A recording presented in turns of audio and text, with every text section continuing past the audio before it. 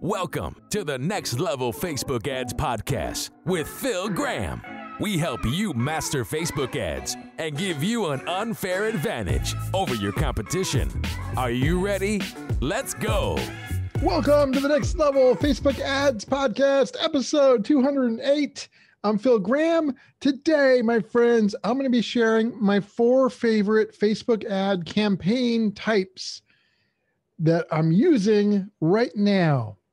This changes all the time, by the way. However, these 4 are doing really well for us. So I want to talk about what they are and also how to use them, how to not make mistakes using these campaigns.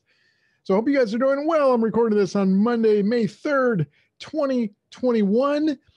You know what? I really look forward to recording this podcast every week. I love doing this. I love putting out content to help you guys, whether you're an agency, an entrepreneur, you're running your own business and you just need to run ads for your company, whatever it is. I love helping you guys. So please, if you ever have questions or if you've got episode ideas that you want me to cover that I haven't talked about yet, or maybe you're looking for some one-on-one coaching to actually get this stuff right. It's a lot better than a course. Or if you might want to have somebody run ads for you, for any of those things, you can always reach me on my website, philgrahamdigital.com, or you can DM me on Instagram at philgrahamdigital, and I would love to hear from you guys. With that being said, I want to jump right into this content. By the way, I hope you guys like the shorter version of these episodes. I really do try and keep them actionable and to the point. And if you have any suggestions, if you want them longer or shorter, let me know. But this seems to work really well. So I've gotten a lot of good feedback from this. All right, let's jump into it. There's so many different types of campaign objectives that you can run. And, you know, I get asked all the time, hey, what's better than this? What's good? What's not? And so the first thing I want to mention is that they can all be good. And what's better for one person or situation might not be what's better for another. So just kind of keep that in mind. You always want to do your own testing. The 4 that I'm going to talk about today, though, are the ones that I use most consistently across many, many different clients. And the data just shows that they work best for us. So let's jump right into the 4. Number 1, conversions. Yes, conversions is probably my favorite one to use right now. That being said, a lot of people use it wrong or use it when they shouldn't necessarily be using it. So if you're going to be using conversions, there's a couple things that I recommend you have when you're running that. Number 1, you want to have a decent size budget. You know, running conversions with a small budget just doesn't give Facebook enough to work with, and it makes it really difficult. You'd probably be better off using another type of ad objective and focusing more in on the content matching the audience if you have a small budget. But if you got a decent sized budget, conversions can be really good. So that's number 1. And then number 2, you also want to give Facebook enough audience to work with as well, even whether you have a large budget or not. One of the mistakes I see a lot of people make with conversion ads is to just have this small audience.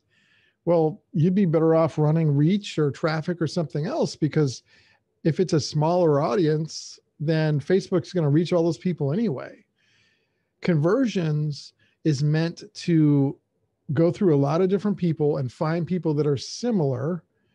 So I like to use 500,000 or more typically in the audience for conversions. And a lot of times I'm hoping for at least 1 million in the audience. Now, there are variables that I, go with, and there are exceptions and stuff like that. But for the most part, you want to have a good size audience to really roll with conversions. Don't make that mistake of having 25,000 people in your audience and running conversions and a low budget. Like that's a lot of, challenges that you're creating for yourself. So when you do run conversions, try and have a decent size budget and a good size audience. And when you do, it can do really well for you. So that's probably my number 1 favorite objective to use. Although these other ones are, just as good in their own right. Yeah, and think of objectives like different positions on a team. Like you think of a football team, you've got a quarterback who's really good, hopefully, like Seahawks, Russell Wilson. All right. But then you need great positions or great players at other positions. Like your middle linebacker has to be great too, if you really want to be good. And they do very different things. And Facebook ad objectives are like that. They're very different and they can each be great in their own right. So just keep that in mind. Don't fall into the trap of just using only one objective forever and never using anything else, because they all have their strengths and weaknesses. So conversions, number one, awesome. You need enough budget and you need a good size audience. Okay. Number two, another one that I like a lot, that I'm using a lot, is traffic. That's right, traffic. So one of the things I really like about that is it allows us to reach a lot of people, and traffic is designed to get people that are most likely to actually click on over and go where you want them to go. Especially if on the landing page views option, you go with that. So when you run a traffic ad, in the ad set, you can optimize that traffic ad either for link clicks or landing page views. I like to go with landing page views. What's the difference between the two? Well, landing page views actually optimizes for people that are more likely to actually stay on the page longer, versus link clicks, you're just literally optimizing for a click. And when they click, they may just leave right away if they don't like what they see, or if it doesn't load fast enough. Whereas landing page views, Facebook tries to optimize for people that are more likely, in Facebook's opinion, to have a better chance of staying on that page longer, which ideally is what you would want. You still want it to load fast. You still want them to like what's on the page, of course, but traffic is really good. Now, traffic is something that I go to for sure. If there's a smaller budget, you can run that no problem with a smaller budget, and it can still work really well. So those of you who don't have large budgets, traffic is a good option for you to use. And just doing different types of ads, when you're running traffic ads, of course, test different audiences and test different creatives and see which one works better for you. And all those things can just make such a big difference. So traffic is definitely my go-to when I have a smaller budget that I'm working with, or I just want a lot of people to view my landing page. That's one I really like to go with. And really, it's one of my defaults. It's usually, I'm usually starting off with either traffic or conversions or both. A lot of times I'll run one of each or two of each and test them both at the same time. Okay, number three, another one I really like running is messages. So this one is different because the messages objective, the goal is to actually have somebody message you from the ad right on Facebook or in WhatsApp or Instagram. And so that allows them to actually communicate and respond to your ad without even leaving Facebook. They don't even have to go to your website. And in the messages section, it's cool because you can actually have, some auto responses in there, although you want to be careful with that, but you can have some auto responses in there, which is nice.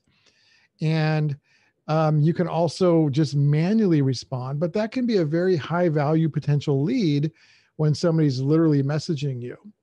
And messages have a high open rate. So when you reply, there's a very good chance that they're going to see it and engage with you. And then you can also retarget people that do message your page. So the real value of messages not only is the engagement and the high open rate of those, but also the fact that people can actually respond to your ad without leaving Facebook at all. And there's a lot of value in that. So that's another one of my favorites that we use a lot. And we use it in many different scenarios. We use it for, brand building. We use it for selling stuff. We use it for leads, all kinds of great things. And then you can take them from a message response to a landing page if you want to, Or you can have a conversation in Messenger and then schedule a call or wherever you want them to go. There's a lot of different ways you can go once you start that in Messenger. So lots of opportunities there. And then the fourth one, last but not least, is reach.